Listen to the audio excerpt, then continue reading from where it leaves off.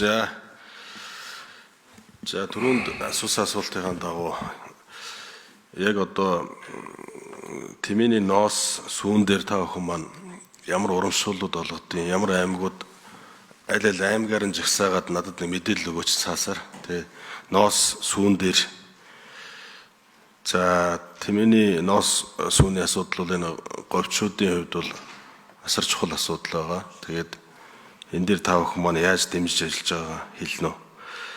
Бичгээр өгнө үү? За дараагийн асуудал бол тэр Тэмээ судлаачдыг та бүхэн маань дэмжиж өгөөч. Одоо бид бол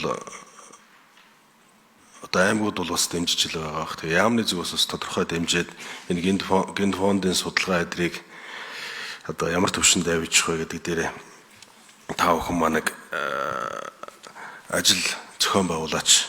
Тэмээний уралдааны сайд бас дэмжиж тэр цол хэрэгмийг засгийн газрын төвшөнд, ерөнхийлөгчийн төвшөнд авчих тал дээр ажиллая гэж сая хэллээ. Тэгээ та бүхэн маань энийг дэмжиж тэр хуулийн өөрчлөлтүүд орж байгаа байх тэн дээр дэмжиж ажиллаач гэдгийг хэлье. За мөн одоо дэлхийн одоо Тэмээний уралдааны холбоодууд, Азийн холбоодуудтай бас та бүхэн маань хамтарч дэмжиж ажиллаач. Төрийн зүгээс бас тэр улсууд Сауди Арабын нэгдсэн Эмират улсууд руу бас дэмжсэн бичиг явуулж өгөөч гэдэг хэлье.